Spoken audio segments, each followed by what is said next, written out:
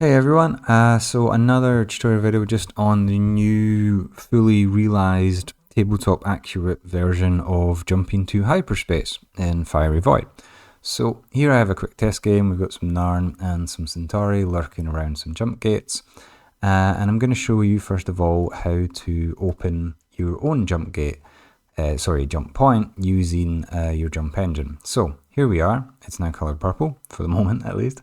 You'll see it has the 16 turn recharge, so if you use it, you can't use it again for another 16 turns in this case, and that varies from ship to ship.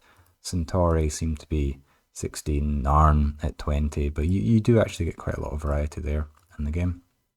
But the Centauri have a decent one, so it's 16, and it now essentially works as a hex targeted weapon to let you decide where you want your jump point to open next turn.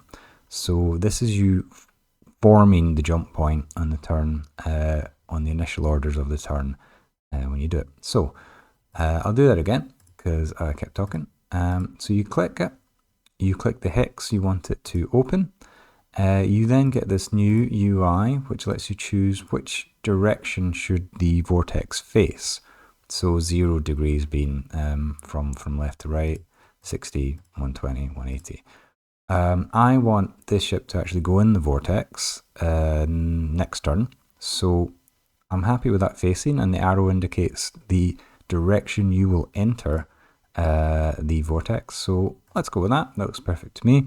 You will see the hex icon change to jump point forming, and then what we can do is simultaneously click on the fixed jump gate. So these are civilian infrastructures that anyone can use, providing you're within 10 hexes, and they have a new, so if you click on the unit and use signal jump gate, you will get a new menu.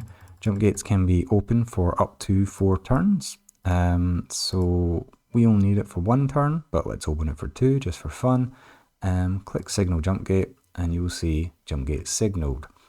So we are effectively opening 2 jump points here for next turn, one from the demos, and you can see if you use your ballistic lines who's opened that gate, and one on the static fixed jump gate there. Okay, so I'm happy with that. We'll click OK. I'll just quickly cycle through until the next turn. Now, what will happen at the end of this turn is those jump point forming and jump gate signaled are going to change to actual open jump points. But what happens at the end of this turn is if your jump engine had taken any damage, there would be a roll, and depending on how much damage you would be, it's percentage based. Your jump engine could explode and take the ship with you. Okay, so what have we got? We have got the jump gate opened here. We can see the entrance that the Primus could go into there. And we've got the demo seas opened as well. We can see neither of these jump engines were damaged, so you can see the chance of failure was 0. Similarly with the fixed jump gate, its jump engine absolutely fine. What also happens at this point is the icon changes from its, remember that was 18 before. A jump gate can be maintained for up to 4 turns. In the case of the jump gate, we set it as 2, so it's on turn 1 of 2 that this jump point will be open. For the demos, it still has a choice to make in turn 2 initial orders. It can hold up to 4, but what it needs to do in that case is the player needs to choose to maintain the vortex. And as soon as you do that, everything that's not a jump engine and not your scanner will be powered off because it takes a tremendous amount of power. So what you have to do on turn 2 is decide whether you still want this jump point to be open on turn 3. You're thinking a turn ahead.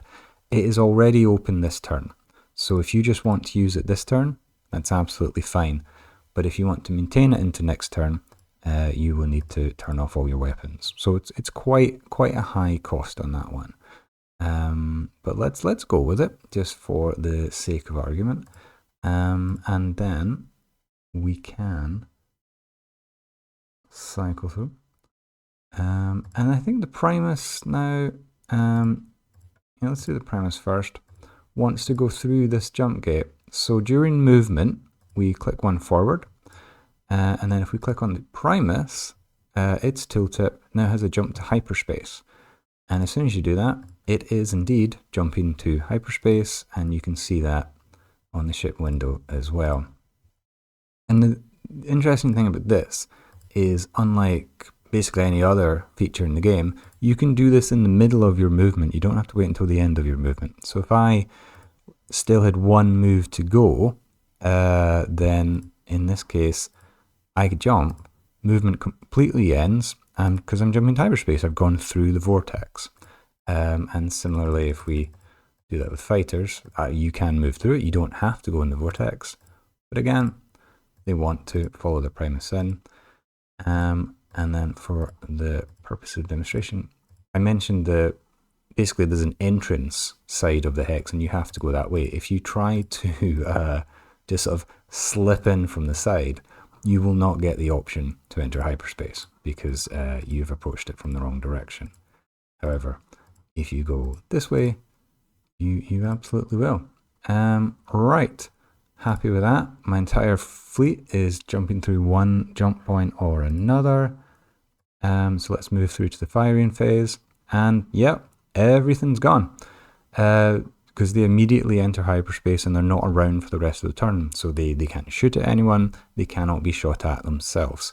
And that's very different from the previous simplified version of jumping to hyperspace that we had before. So yeah, just finish off that turn. And we're out of there. Now, what's quite interesting, perhaps, is the jump point there. Remember, we maintained that with the Demos, but the Demos has removed itself from the scenario by jumping to hyperspace, and so its jump point will go with it. It is no longer around to maintain it. So that's also maybe a sort of important thing to realize. Okay, so that's jumping to hyperspace in the new system and maintaining a jump point. Hope you enjoy it. I think it adds a lot more flavor and options to scenarios. And yeah, keen to see what you do with it.